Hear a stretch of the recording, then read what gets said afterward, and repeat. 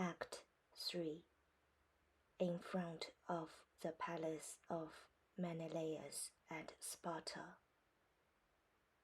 Enter Helen and a chorus of captive Trojan women, with Pentheus as leader of the chorus.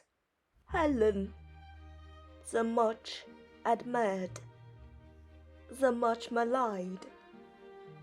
I am that Helen. Come now from the beach where our ship landed, still dizzy with the restless rocking of the waves that with Poseidon's favor and the east wind helping brought us on the stiff high backs from the plains of Phrygia into home waters. Down on the shore Menelaus and the peak of his warriors are rejoicing to be back again.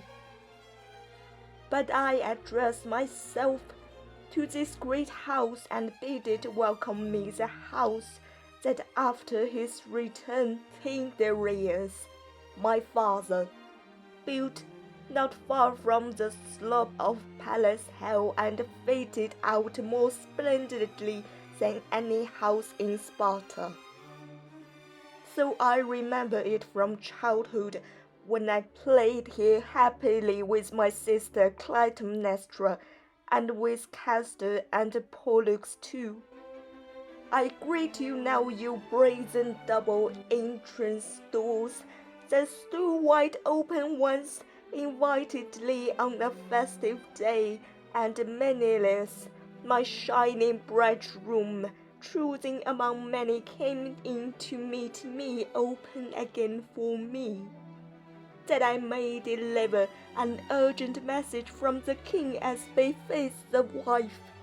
Let me in and let everything stay behind that has reached around me so disastrously till now, from the day I crossed this threshold with a light heart to visit the temple of Caesarea, as a sacred duty bade, and that Phrygian brigand seized me.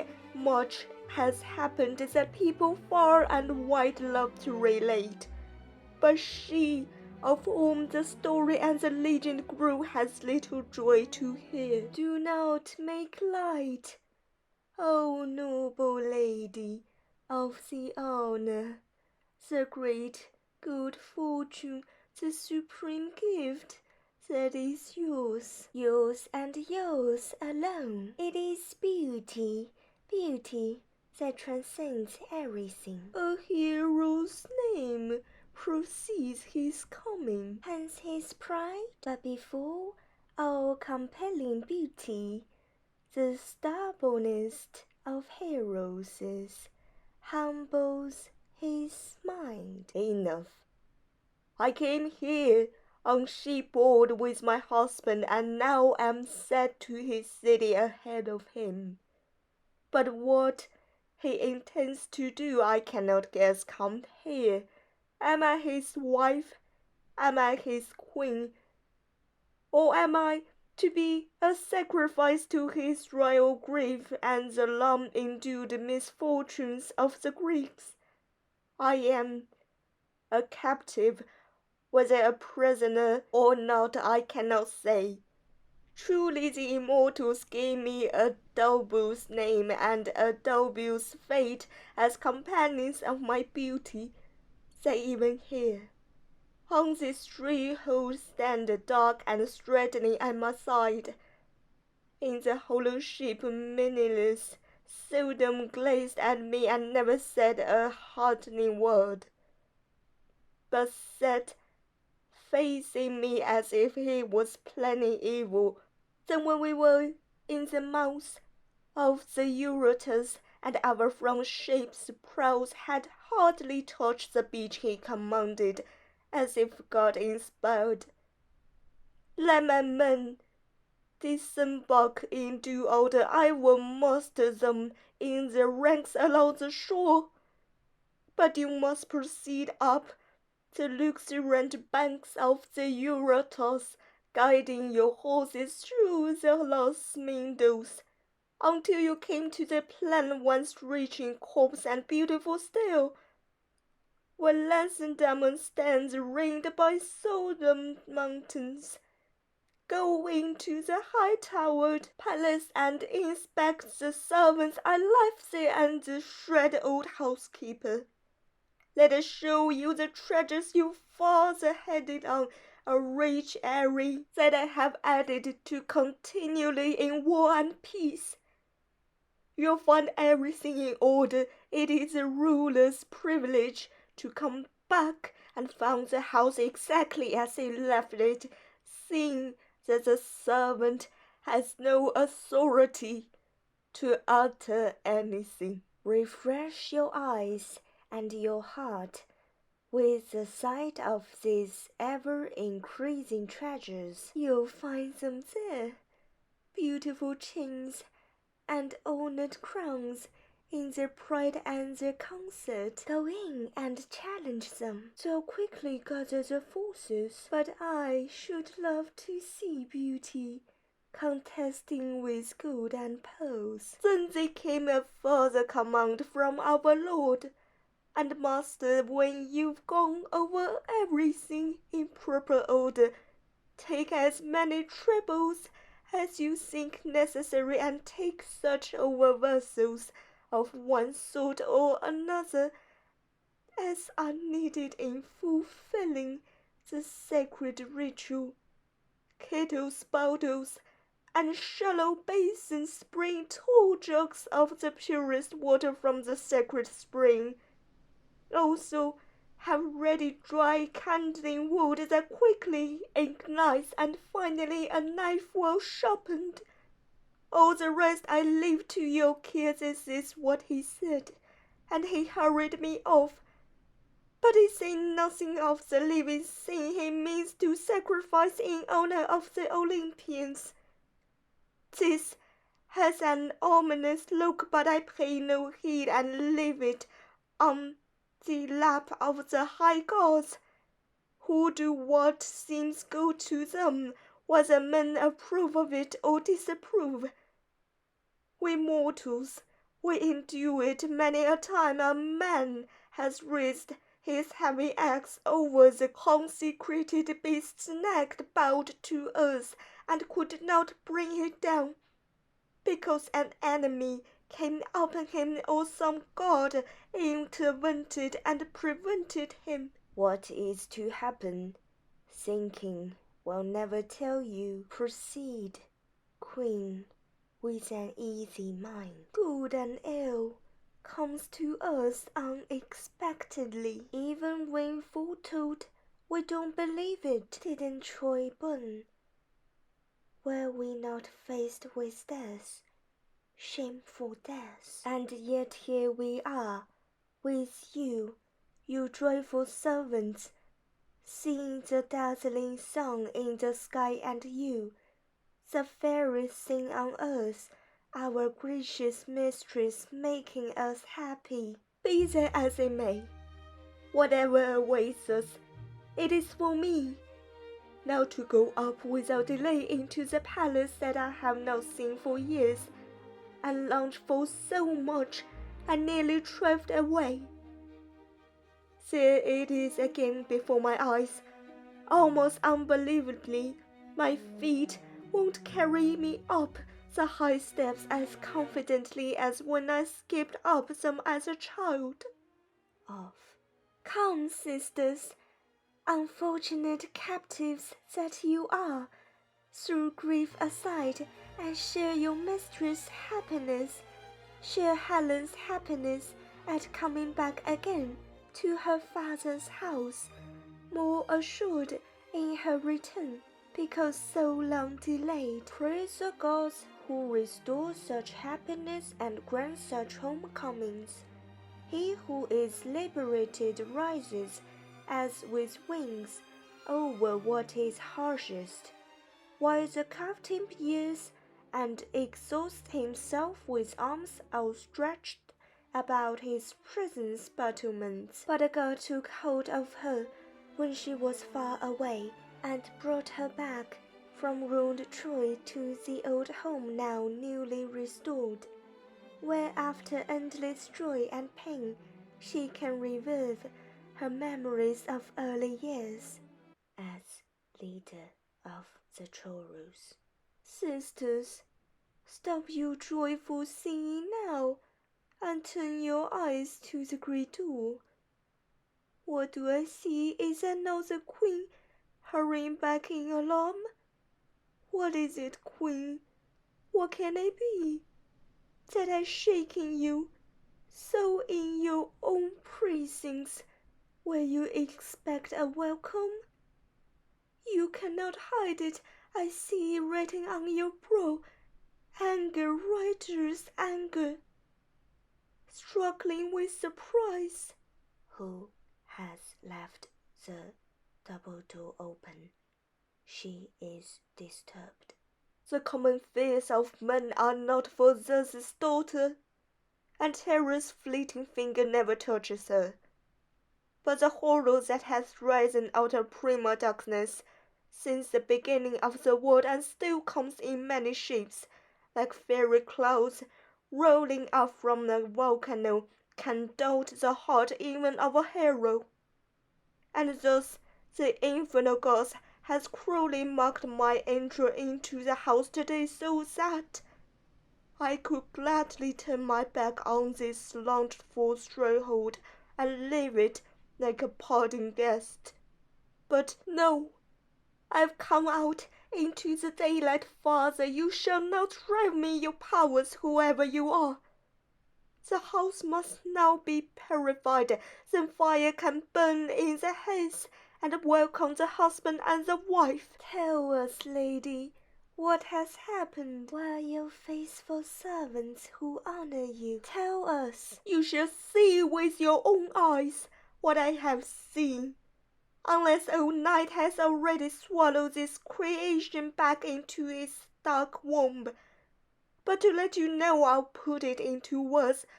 When I went into the palace, thinking dutifully in that grave interior of what was next to do, I was surprised to find the place completely silent.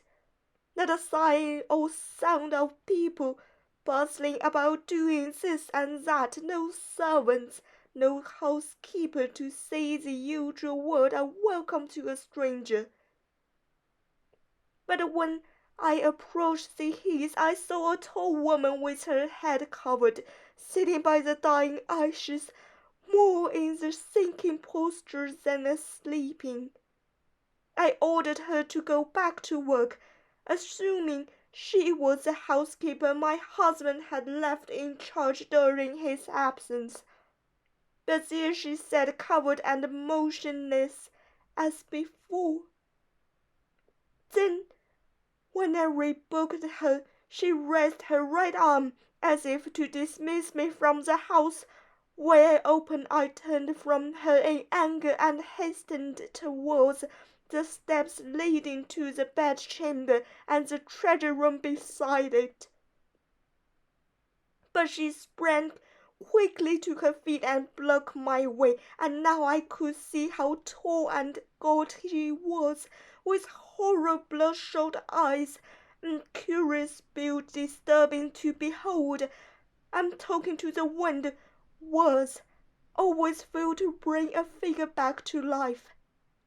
But there she is, she's come out into the light, and here we are the masters till the king comes. Phoebus, the lover of beauty, drive these fearsome bursts of darkness back to their caverns, or at least hold them in check. I've been through much, although these tests of mine are a young woman's. I've seen terrible things, the misery of warfare, and Ilium the night it was taken. Through the crowd, the dust and the din of the fighters, I heard the fearful voice of the gods calling. I heard the brazen noise of conflict ringing across the battlefield, coming towards the walls. Ilium's walls were still standing, But the blaze leaped from house to house, spreading with its own storm wind over the city at night. As I was escaping, I could see the guards approaching through the smoke and the heat and the leaping flames.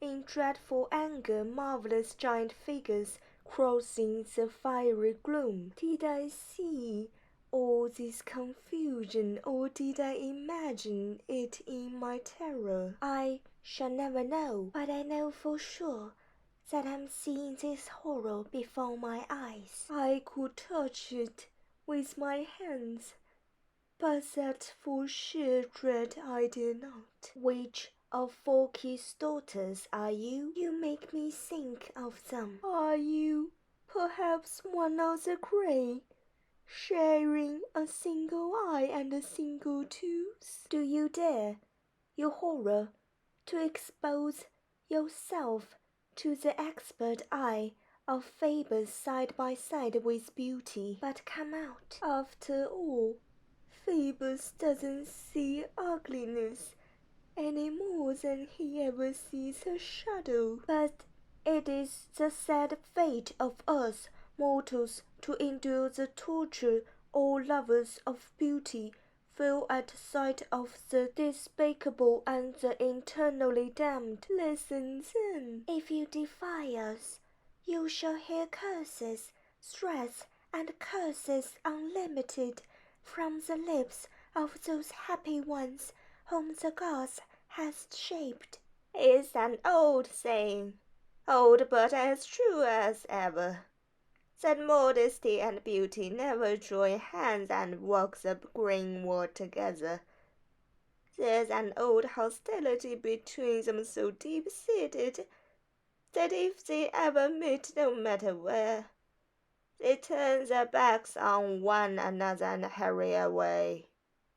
Modesty distressed, but beauty always bold and impudent, till the day when Hades' darkness cover over her at last. Unless old age has tamed her first, you horses come from abroad in all your arrogance. You make me think of a stung-out flock of kings passing overhead, with striking calls that makes a quiet traveler look up at them. But they go their vehicles, so it will be with us. Who are you anyway to come nosing around the king's high palace like raving maenads or like so many drunk women? Who are you holding as the housekeepers like dogs that bathe the moon? Do you think I don't know your kind, you woe-begotten, battle-brain young things, you Waltons first seduced and then seducers in your turn, sapping the strength of soldiers and civilians both? When I look at the lot of you, you're like a plague of locusts setting on the green crops, consumers of others' labor, nibbling destroyers of good life growing. That's what you are, spoils of war, battered goods, or sold on the marketplace. Whoever scolds the servants in the presence of the mistress is interfering seriously with her domestic rights. It is for her and for no one else to bestow praise where praise is due and to punish what is reprehensible. Moreover, I am well pleased with the service they have rendered me thus far, first as mighty Ilium during the siege and after, and then not less in the vicissitudes of our various journey, where each is apt to think only of himself. I expect the same of them here. The master doesn't ask who his servant is, but only how he serves. Therefore stop crying at them and hold your tongue. If you looked after the king's horse properly in my absence, it is to your credit. But I am here now. You must step back and not incur reproof after earning our thanks. It is a lady's privilege to be several with members of the household, and abundantly your privilege, the noble wife of a fortunate leader, after so many years of prudent management, since you, who I now recognize, are resuming your own position as queen and mistress, by all means pick up the reins that have long hung slack and rule. Take charge of the treasure and take charge of us, but above all protect me, who am older from this gang, who besides the swan of your beauty are nothing more than clumsy geese cackling. How ugly ugliness is beside the beautiful. How stupid stupidity beside intelligence. From here on, members of the chorus, step forward, singly, and speak. Tell us of Father Erebus. Tell us of Mother Night. Then you must talk about Scylla, your flesh and blood cousin. Your family tree has plenty of monsters climbing it. Away you go to Hades to find your ancestors. Those that are living there are all too young for you. Go and make love to old Tiresias. Orion's nurse was your great-great-granddaughter. You must have been fed by harpies in fields and forests. How do you nourish that studied skinness? Not with the blood that you are so greedy for. You're after corpses, revolting corpse yourself. Now I see one piety screaming in that insolent mouth. It'll close yours if I say who you are. Name yourself first. The riddle will be solved. I have to come between you, not in anger but in sorrow, and put a stop to this bawling. The master of the house has nothing more troublesome to deal with than a sacred field festering among his faithful servants. At such a time his orders are not echoed back harmoniously in prompt obedience. No, the echo broodens about noisily, confusing him and making him complain to no purpose. And there is something else. In your unbridled rage you have invoked unhappy visions that beset me on every side and fill me with terror, as if, in spite of having my feet on home ground, I was being dragged down to Hades. Can it be memory, or is it some illusion that has taken hold of me? Was I all that? Am I that now? Shall I be that in future? The dream image and the dread image of those destroyers of cities. The girls are alarmed, but you, the old one, are unmoved. Say a sensible word to me. Whoever can look back on long years of fairy happiness will sing the highest favor of the gods a dream. You more than any you favored beyond all measure. Your life has been a succession of men desiring you passionately, one after another, all of them ready and eager for any foolhardy adventure. Seizes of his excitement, seize you early, a man as strong as Hercules and beautifully built, carried me off, a slender foal, a 10-year-old, and kept me in Aphrodite's castle in Attica. And when before long, Castor and Pollux rescued you, You were sold by many heroes, sold by the best of them. But I admit I quietly favored Patroclus most of all. He was the image of Achilles. But your father insisted on Menelaus, the bold seafarer and man of property too. Yes, he gave away his daughter, gave the kingdom as well.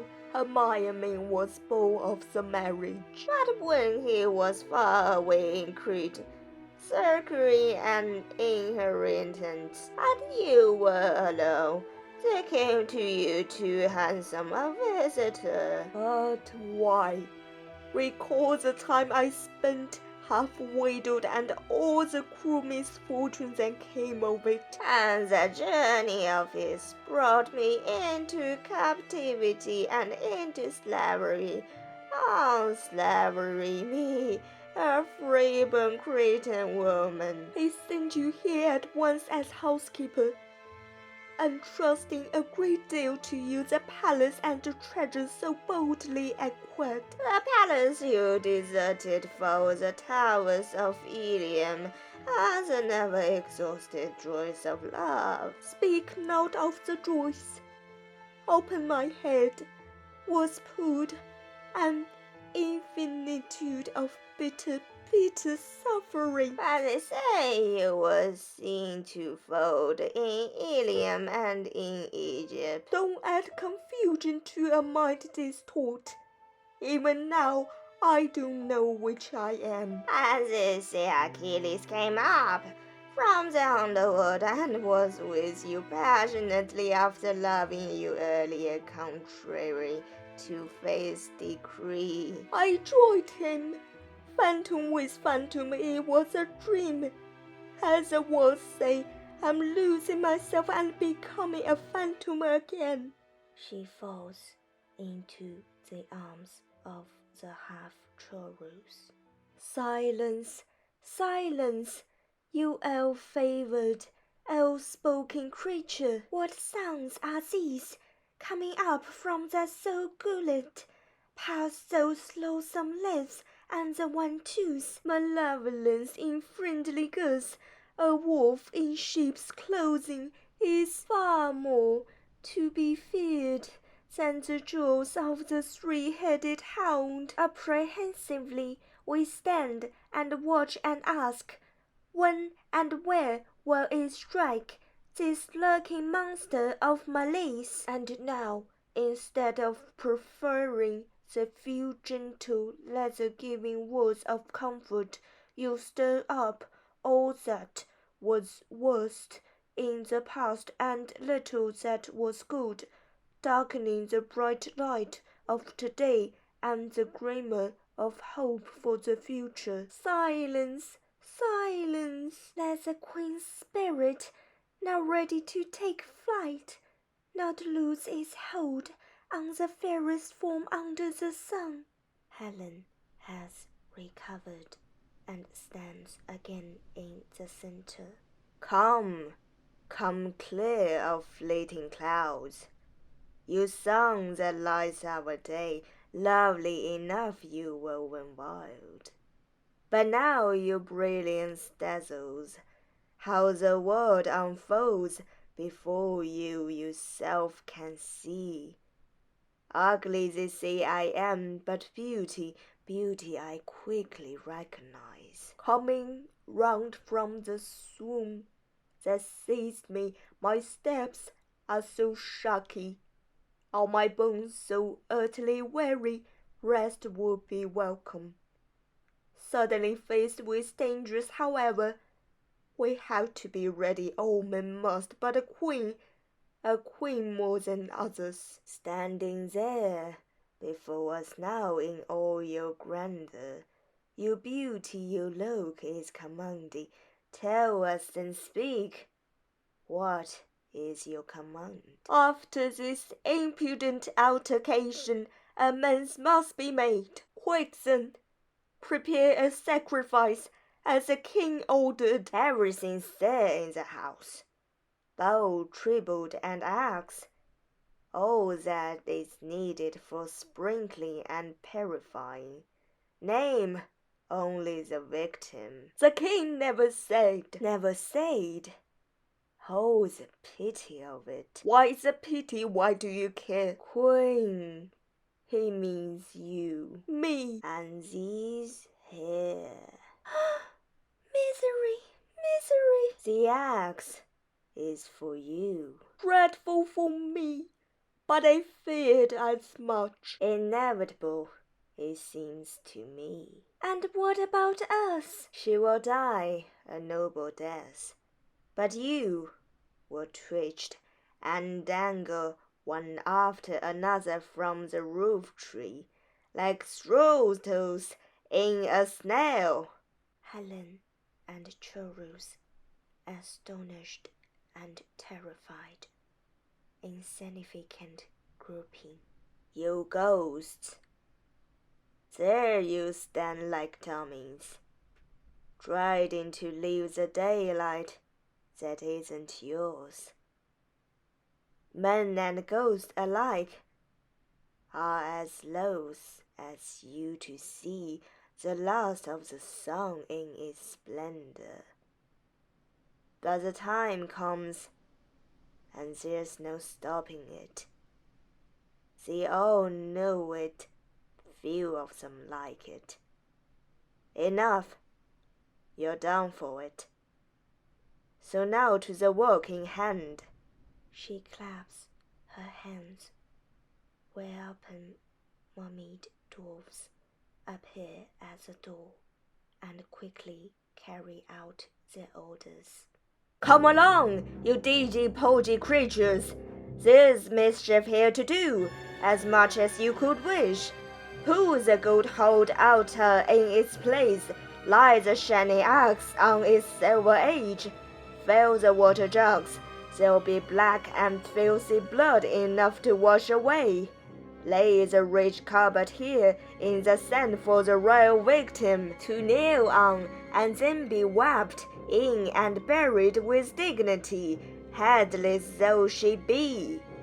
The queen is standing apart and aloof, thinking her thoughts, but the girls are wilting like morn grass in a meadow. Being the oldest of them, I think it my sacred duty to have a word with you, you the ancient one, who are wise and experienced, and seemingly well disposed, notwithstanding the mistaken and brainless way this woman received you. Tell me, then, of any means of escape you know.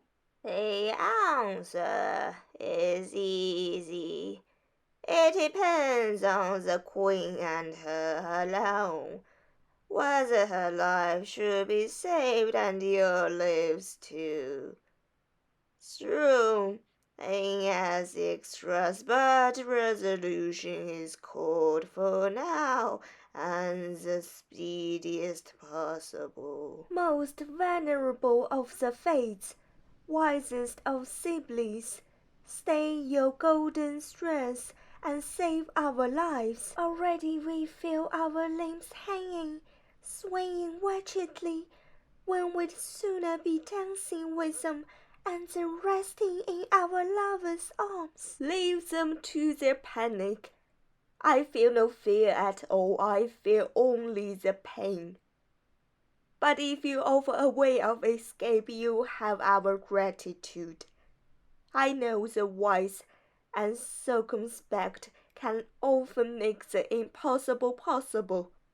Come, tell us what it is. Yes, tell us quickly, how we ever shall elude these nasty snails that threaten us like necklaces that tighten. We can feel it coming now, that breathless, choking feeling only real.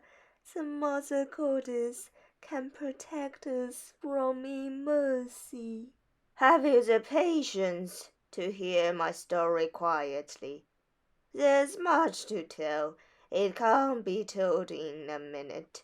Patience, Of course we have. So long as we listen, we live. A man who stays at home and guards his treasures, keeps his palace walls in good repair and roofs it thoroughly against the rain, can look forward to prosperity and a long life. But if he carelessly, irresponsibly takes himself off, he won't find the old place the same when he returns.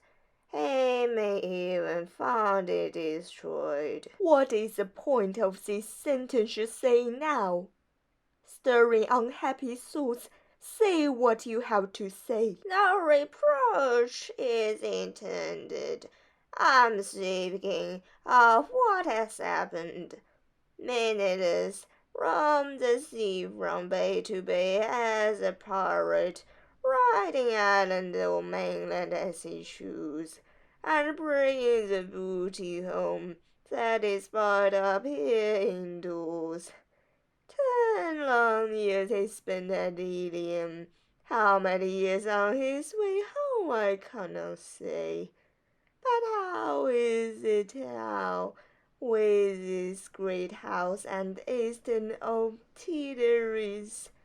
How is it up and down his kingdom? Are you so inveterate a fault finder that you can't open your mouth without showing it? North of Sparta, there is hell country that has lain neglected for a long, long time.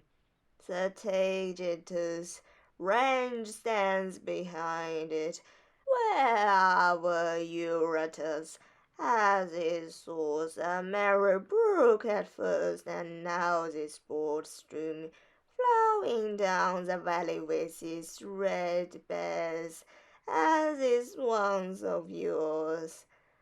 Back there in the hills abode race of invaders from the Cimmerian north have quietly settled in and built a stronghold on the Sessanbow, and from there they harry the country round about just as they choose. You mean they did all this? It seems impossible. Well, they had time enough. It must be 20 years. Have they a leader? Are they united? Or just robbers? Not robbers. They have a leader. He came down on us once, but I have no quarrel with him. He might have taken all we had, but he was content with little a few presents. He didn't say they were tribute. What does he look like? Not bad at all. I quite like him. He's free and easy, a good figure. He has more sense than most of you Greeks. You call them barbarians, but I doubt if any of them are as savage as you men of it were at Ilium. I think he's generous. I'd be prepared to trust him. And then the castle is built. Oh, you should see his castle, a different thing from what your ancestors threw together, rudely pitting blocks of stone, one on another like cyclops. There everything is vertical and horizontal and planned. Seen from outside, it soars to heaven, straight poised, smooth as steel. The thought of scanning it unthinkable, and inside spacious country yards, enclosed with buildings of all kinds, for all purposes, pillars and arches big and little, balconies, galleries, interesting inside and out, and coats of arms. What are coats of arms? Ajax had a coiled snake on his shield. You all have seen it. The 7 against Silbus also had figures on their shields, rich and significant ones. Moon and stars in the night sky, goddess and heroes, ladders, swords, torches, and whatever else threatens and assails a beleaguered city. Our heroes have always had the same dating from long ago. Very colorful lines, eagles' beak and claws, buffalo horns, wings, roses, peacocks' tails, and strips of color gold and black and silver, blue and red. See how them hanging in the house, row up and row, house of endless size, wonderful for you to dance in. Are there dances there? The very best, blonde and gay, and scented with youth as Paris was scented for Helen. You forget your rule completely. Finish what you have to say. It is for you to finish and say a resolute yes. At once I'll take you, transport you to that castle. Oh, say the word, the little word, and save us all. What? Have I reason to fear that meaningless would go the length of treating me cruelly, brutally? Have you forgotten what it did to Diphobus, who after his brother Paris was slain took you himself, risking the consequences, and you were happy together? He cut off his nose and ears and went on mutilating him, stopping at nothing. It was a horror to witness. If he did that, it was on my account he did it. Yes, and it'll be on his account that he'll do it to you. Beauty is indivisible. Whoever has fully possessed it, it would sooner destroyed it with a curse than shared it. Trumpets are heard.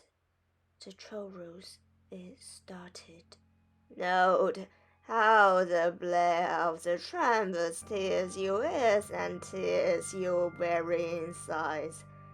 This is how jealousy tears the heart of a man who cannot forget what once was his and now is lost to him. Can't you hear the horns blowing? Can't you see the flashing arms? Welcome, Lord and Master. I am ready to give account. But what about us? You know already. First you'll see her death, then yours will follow inside. There's no help for it. Pause. My mind is made up now. What next I have to do? Something tells me you are not a friendly spirit. I fear that any help from you will prove our loss. No matter, I have decided to go to this castle with you. The rest is my affair. Nothing shall know what the queen is thinking privately, deep in her secret heart. Now lead the way. Oh, how happy we are to go, with trapping food, leaving death behind us, and coming a second time to a towering, impenetrable fortress. God, it as well as Troy was guarded, which only the basest cunning finally conquered.